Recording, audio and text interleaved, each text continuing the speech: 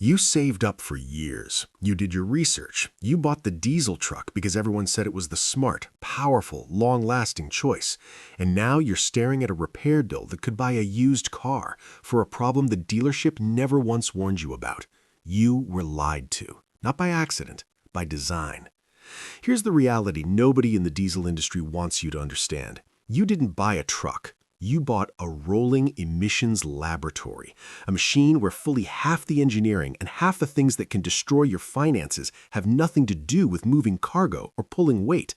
They exist purely to satisfy government regulations. And when that system breaks, which it will, you don't get a repair. You get a hostage negotiation. Let's build this slowly so you understand exactly how deep the trap goes.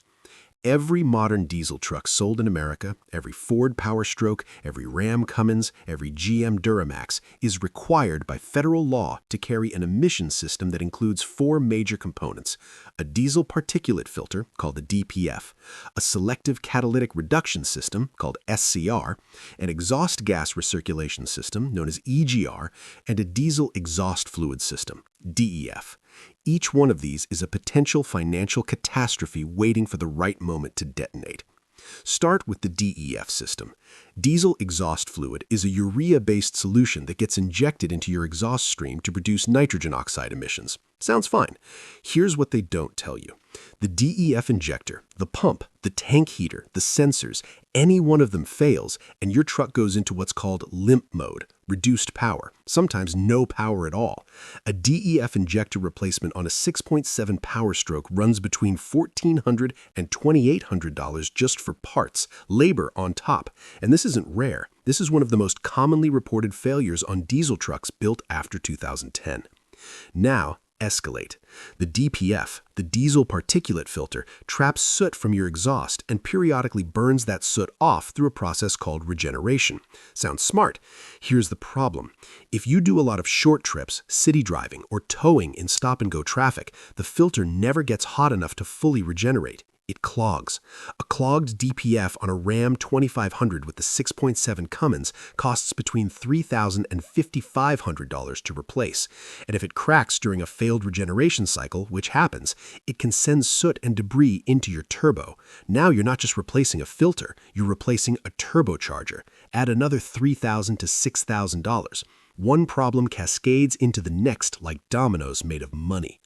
Then there's the EGR system. The exhaust gas recirculation cooler takes hot exhaust gas and runs it back through the engine to reduce emissions.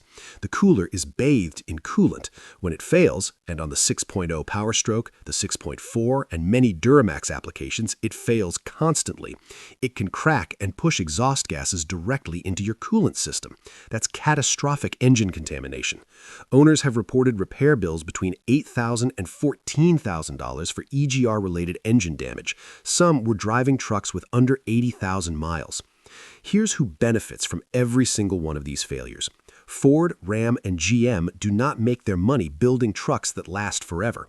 The service department is a profit center. In many cases, it's the most profitable part of the entire operation. Service and parts margins dwarf new car sales margins. When your DEF sensor fails, you cannot go to an independent mechanic without specialized diagnostic software. When your DPF needs forced regeneration, you need a dealer tool. They built a system that fails regularly and then made sure you have nowhere else to go when it does. The repair monopoly was engineered before your truck ever left the factory floor. The emissions components on these trucks were not designed for longevity. They were designed for compliance. The EPA mandated the standards. The manufacturers built to the minimum requirement and moved on. What happens to your truck in year 4, year 5, year 8? That's not their problem. That's your monthly payment. And while you're paying $700 a month for a truck that's sitting in a dealership bay, the service manager is hitting his quarterly bonus. Now here's the moment it becomes truly unbelievable. Some diesel truck owners have discovered that their emissions failures triggered engine derate events so severe the truck physically would not move. Not reduced power, zero power, on a highway, in traffic. A $70,000 truck with 60,000 miles that turned into a four-wheeled roadblock because a $40 DEF sensor failed and the computer decided the truck was no longer emissions compliant enough to function. This is real. It's documented across Ford, Ram, and GM diesel forums by the thousands, and every single manufacturer knew it was possible when they shipped the product. Here's what the smartest diesel buyers figured out a long time ago. It's called the emissions epic strategy, and it separates the people who get crushed by this system from the people who never play the game at all. The principle is this: buy diesel trucks built before the full emissions integration, or buy after understanding exactly which systems you're inheriting and having a budget plan for each one. Here's the execution. Step 1. Target diesel trucks built before 2007. These predate the full DPF mandate. They run simpler, more robust systems that independent mechanics can actually work on. A well-maintained 2005 or 2006 Cummins or Duramax can run for 400,000 miles without a single emissions-related failure. Step 2. If you need a newer diesel, avoid the 2008 to 2013 window on Ford specifically. The 6.4 Power Stroke is statistically one of the most expensive trucks to maintain in the diesel market. The 6.7 is more stable, but still carries DEF and DPF risk. Step 3. Before buying any diesel truck built after 2010, pull the service records and specifically search for DPF replacements, DEF repairs, and EGR work. If any have been done, negotiate hard or walk. Step 4.